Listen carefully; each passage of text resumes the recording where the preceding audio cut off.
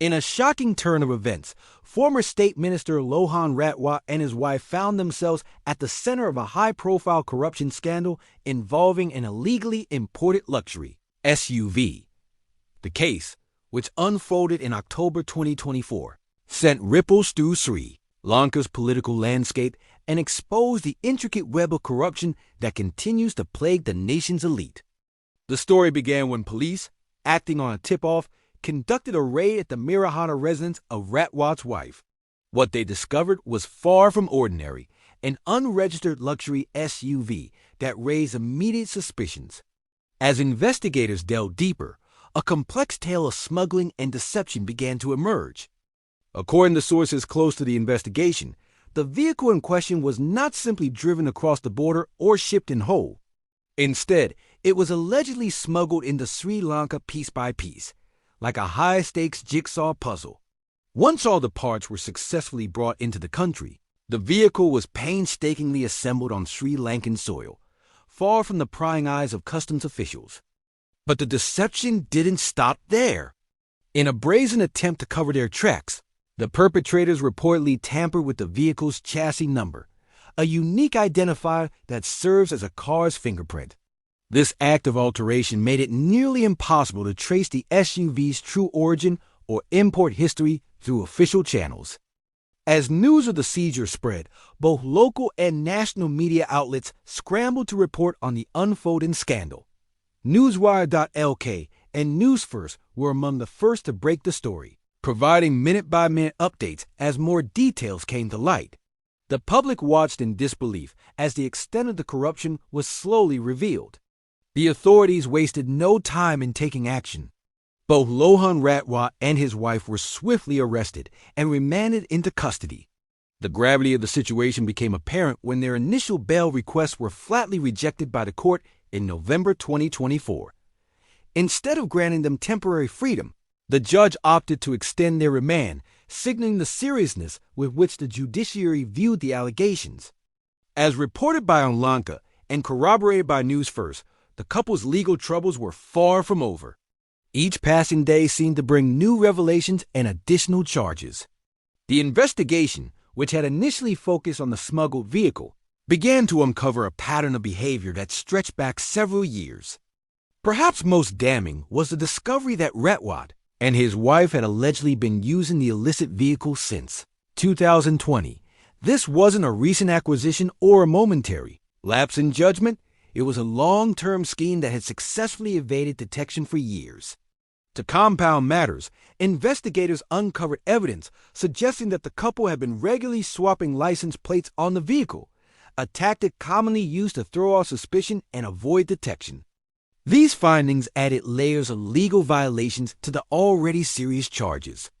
The couple now faced potential prosecution under a trifecta of laws: the Motor Traffic Act for operating an unregistered vehicle, the Customs Ordinance for smuggling and evading import duties, and the Prevention of Money Laundering Act for potentially using ill-gotten gains to finance their lavish lifestyle. As the case dragged on, the public's attention remained fixed on the unfolding drama. The arrest of a former state minister on such serious charges was unprecedented, and many saw it as a test of Sri Lanka's commitment to rooting out corruption at the highest levels of government. Finally, in December 2024, there was a significant development in the case. After weeks of legal wrangling and multiple court appearances, both Lohan Ratwatte and his wife were granted bail. However, this temporary reprieve came with strict conditions attached, reflecting the court's ongoing concerns about the severity of the charges. As reported by LNW Lanka News Web and Islandnews Sri Lanka, the bail terms were far from lenient. Each defendant was required to post a cash bail of Rs. 25,000, a sum that, while not exorbitant for individuals of their standing, served as a symbolic gesture of their commitment to the legal process. More significantly, they were each ordered to provide personal bonds of Rs. 1 million, a substantial amount that would be forfeit if they failed to comply with the court's conditions. Perhaps the most restrictive condition, however, was the overseas travel ban imposed on Ratwatte. This measure effectively grounded the former state minister, preventing him from leaving Sri Lanka and potentially fleeing justice.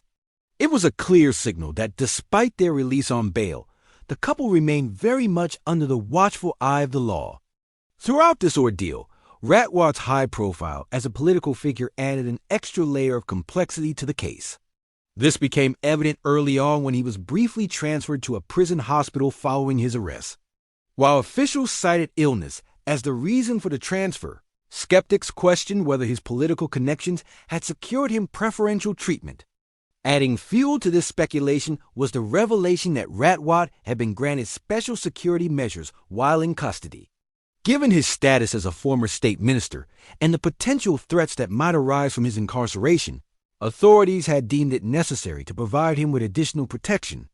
This decision, while perhaps justified from a security standpoint, did little to quell public perception of a two-tiered justice system. As the case continues to unfold, it serves as a stark reminder of the challenges Sri Lanka faces in combating corruption among its political elite. The brazenness of the alleged scheme, smuggling a luxury vehicle in parts, tampering with its identification, and openly using it for years, speaks to a culture of impunity that has long plagued the nation's corridors of power. Moreover, the case highlights the crucial role played by investigative journalism and a vigilant citizenry in exposing such corruption. Without the initial tip-off and the subsequent media coverage, it's possible that this scheme might have continued undetected for years to come. As Sri Lanka grapples with economic challenges and seeks to rebuild trust in its institutions, cases like this one take on added significance. They serve as litmus tests for the country's commitment to the rule of law and its willingness to hold even the most powerful accountable for their actions.